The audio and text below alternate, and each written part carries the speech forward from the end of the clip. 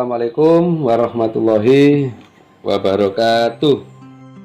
Wa ma sholli ala Muhammadin wa ala ali Muhammad walhamdulillahirabbil alamin.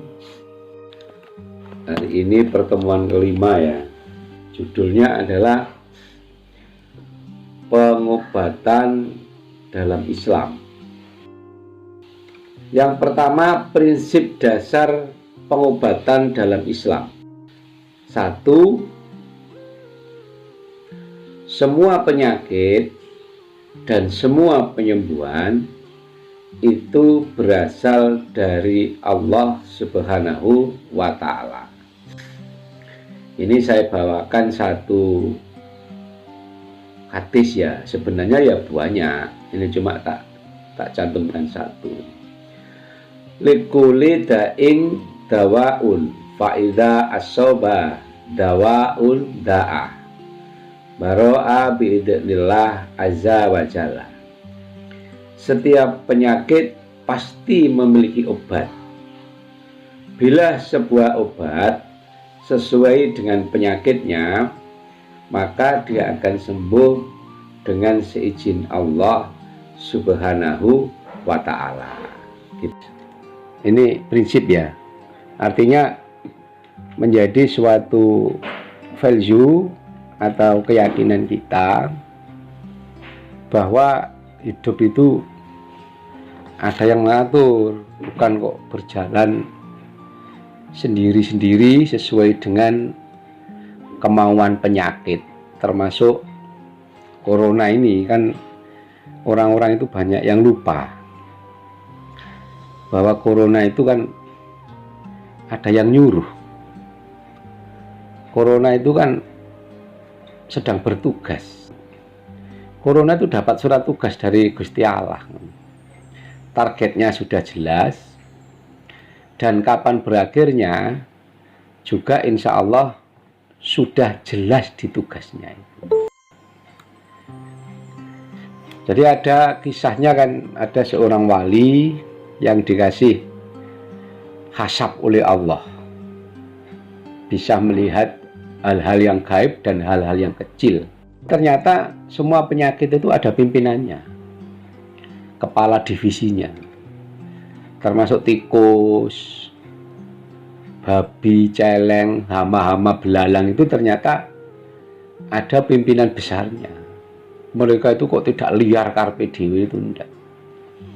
Maka si wali ini melihat gerombolan virus. Terus ditanya sama si wali, ini mau kemana ini? Mau ke Mesir, Pak. Ada apa ke Mesir? Mau menyebarkan pandemi, Pak. Oh,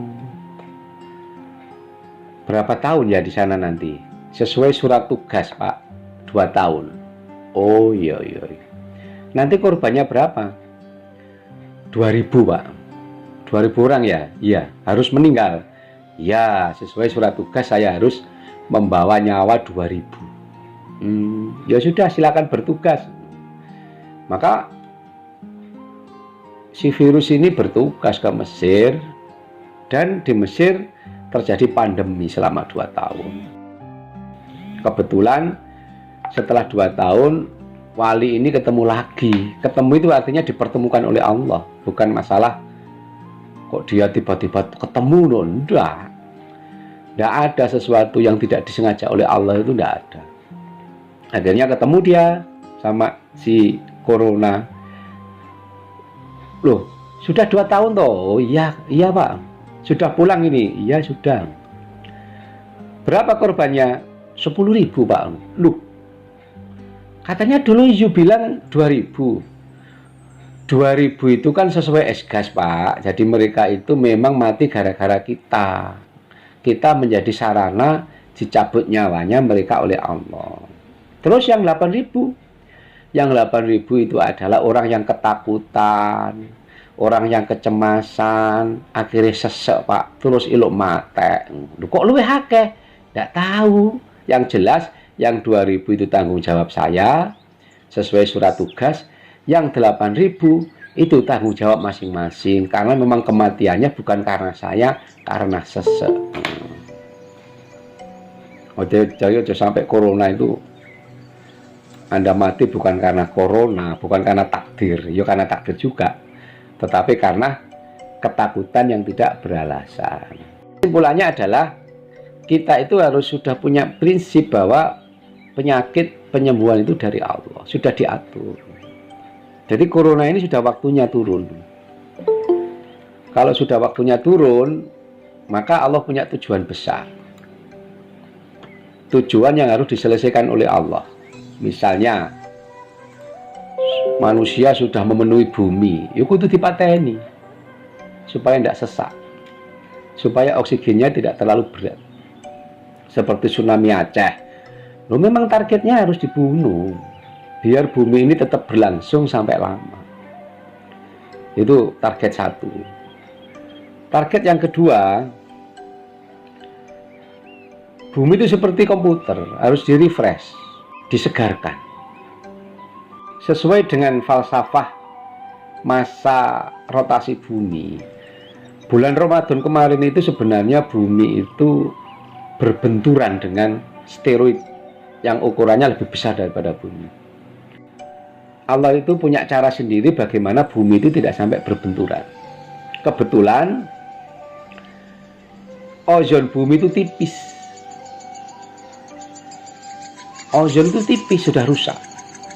Sehingga pabrik-pabrik, para pekerja ini harus dirumahkan sementara, minimal 3 bulan. Maka Allah menurunkan corona, uang sak donya wedi, pabrik leren, petanggulan kayak ini. Sudah, ozon sudah utuh, akhirnya kita bertabrakan dengan asteroid kemarin tidak terasa. Sehingga kalau corona ini satu dunia itu korbannya 10.000. Allah telah menyelamatkan 1 miliar orang dengan adanya corona ini.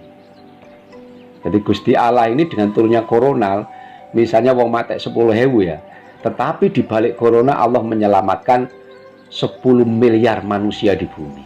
Ngono, makanya bahagialah dengan corona.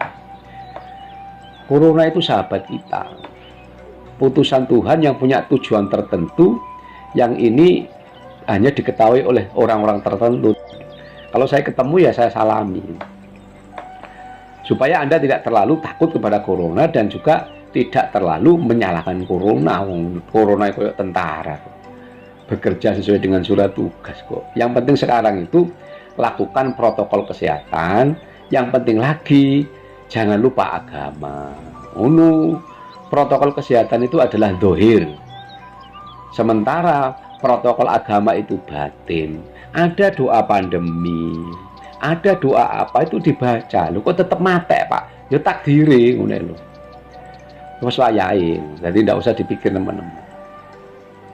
Caranya supaya kita itu hidupnya tenang itu ya, tidak terlalu capek. Penelitian di Cina, mengapa orang Muslim Cina yang dari Wuhan itu kok tidak kena corona? Sekarang diteliti oleh mereka, ternyata orang Muslim di Wuhan tidak kena corona itu karena wudhu. Jadi di wudhu itu kan ada memasukkan air ke rongga hidung ya, setelah masuk baru dibroskan. Itu diteliti oleh para ahli. Ternyata virus corona itu pada saat kena hidung kita, itu dia tidak bisa langsung masuk, karena dia perlu bertarung dengan tentara-tentara kita yang berada di hidung. Hasil kajian, untuk bisa mengalahkan antibodi yang berada di hidung, atau dalam kurung pertahanan atau tentara di hidung, corona itu perlu waktu 3-4 jam. Jadi dia tidak langsung kena terus langsung masuk terus mati enggak. Dia perlu bertarung dulu, karena memang di mulut kita ada antibiotik, di hidung kita ada antibiotik, ada juga pertahanan dalam bentuk leukosa yang seperti tentara, seperti pertahanan agar benda-benda yang membahayakan itu ditahan di situ. Mereka perlu waktu paling cepat 3 jam.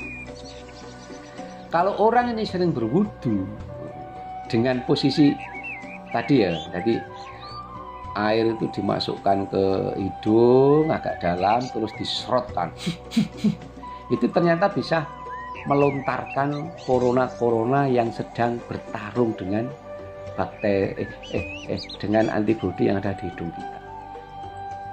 Maka mulai sekarang kalau wudhu pakai hidung kunang, sunah aja kan boleh ditinggal. Loh, ingat tabiat agama itu ada maksudnya. Jadi setiap peribadatan itu ada tujuan batin, gaib ya, ada tujuan dohir. Jadi apa yang diajarkan Rasulullah itu kalau ditelaah lebih dalam itu semuanya ada target dan tujuannya. Gerakan sholat kok ini, itu yoga sini. Sini ku banyak sekali manfaatnya. Cuma penelitian kita belum sampai di situ. Wes, ini prinsip pertama. Semua penyakit dan penyembuhan adalah dari Allah. Prinsip yang kedua, berobat itu harus menggunakan barang halal.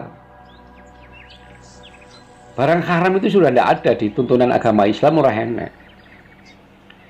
Dengan alasan apapun tidak ada. Karena memang Allah itu sekali lagi menurunkan penyakit, menurunkan obatnya. Menurunkan corona, menurunkan obatnya. Tapi kok belum ketemu, Pak? Surat tugasnya belum selesai.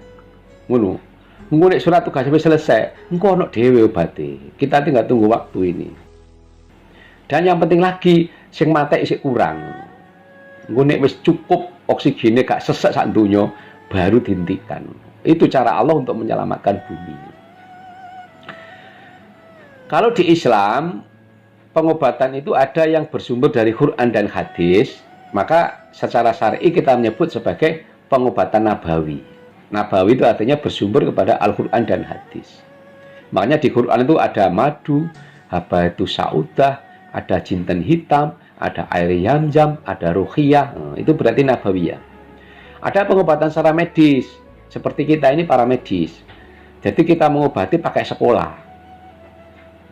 Akhirnya yang kita lakukan ini dapat dipertanggungjawabkan.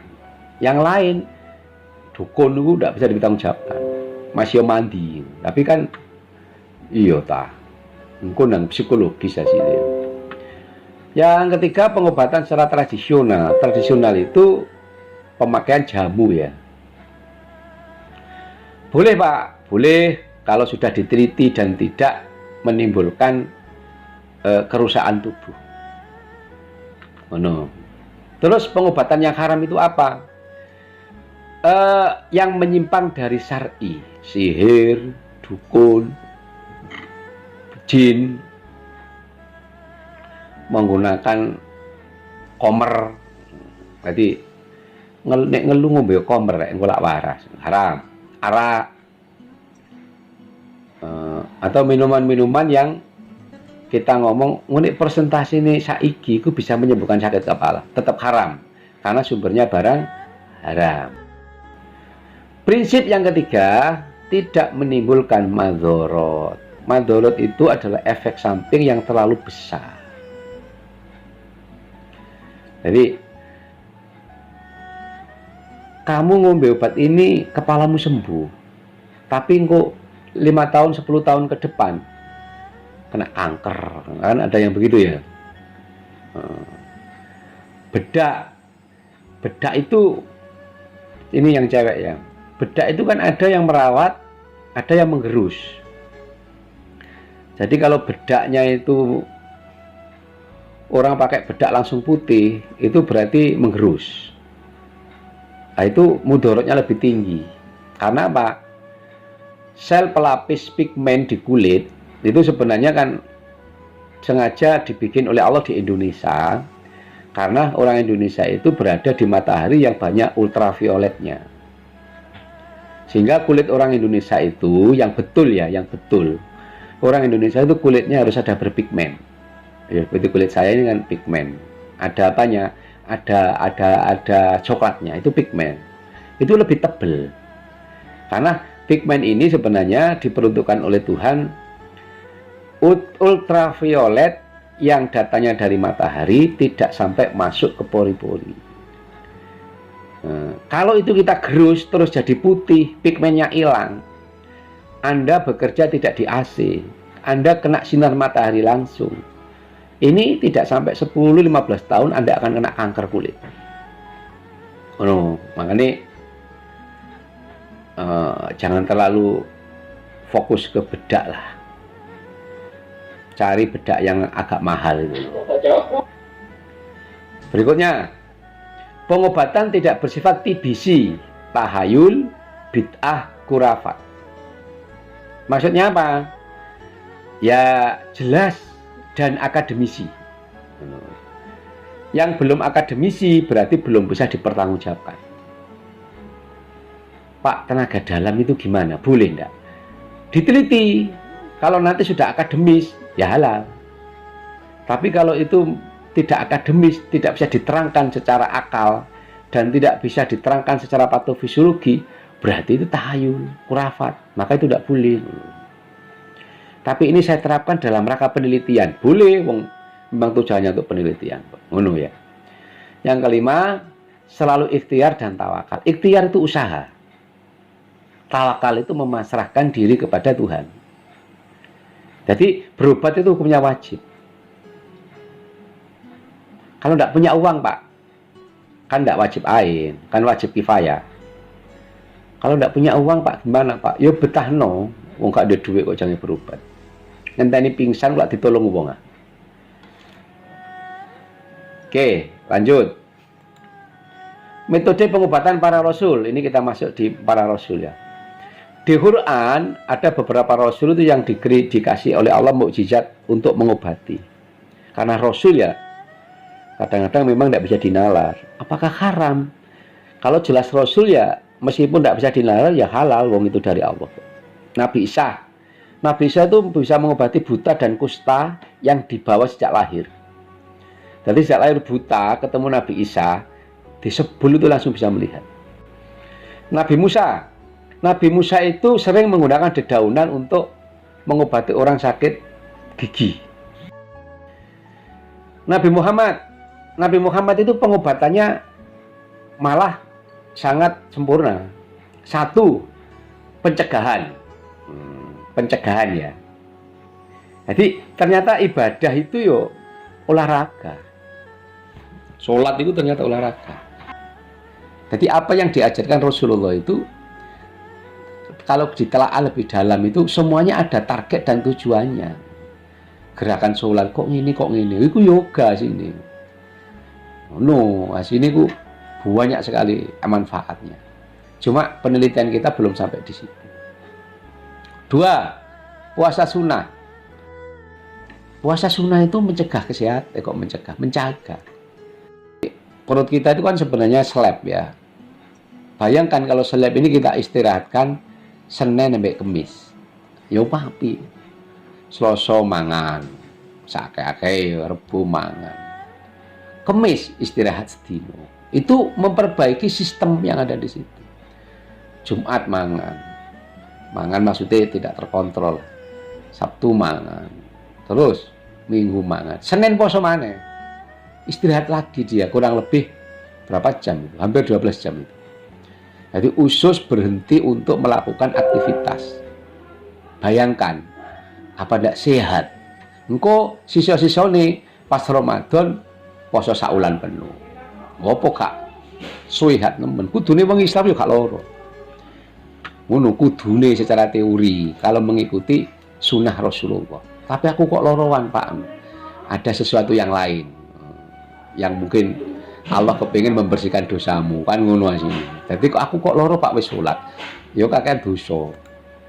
Mungkin Allah kepingin melunturkan, merontokkan dosa-dosanya. Atau mungkin yang kedua seperti kuliah kita yang dulu, Allah kepingin menguji kita, kepingin mencoba kita, kepingin menaikkan derajat kita. Ngono ae.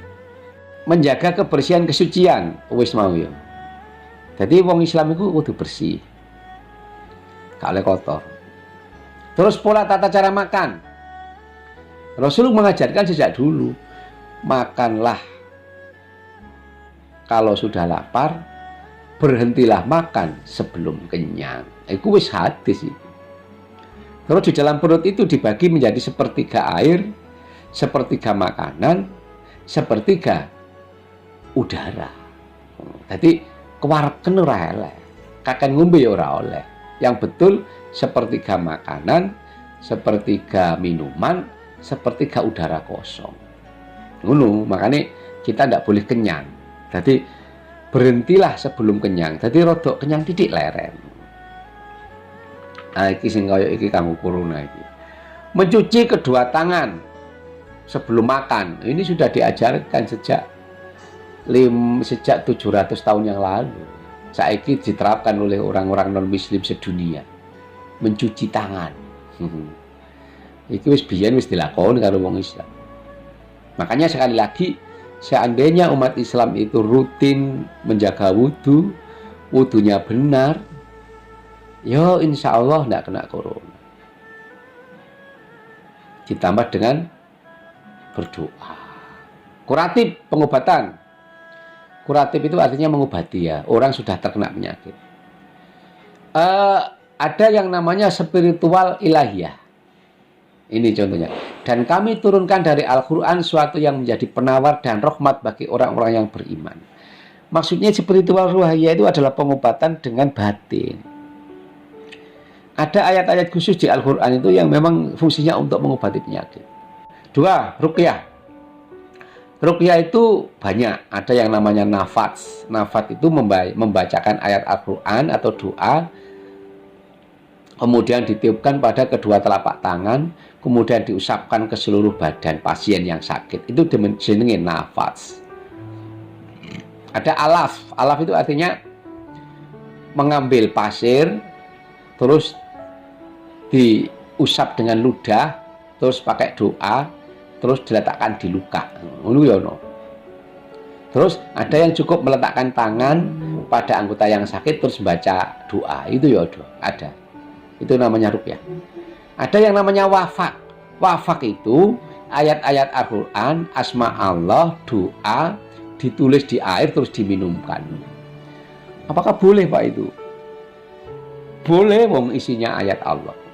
Materi natural, obat alamiah. Ini pengobatan tradisional ya. Ada madu, zam-zam, zaitun, abatu saudah, kurma, ajwa, talbinah, dan lain-lain.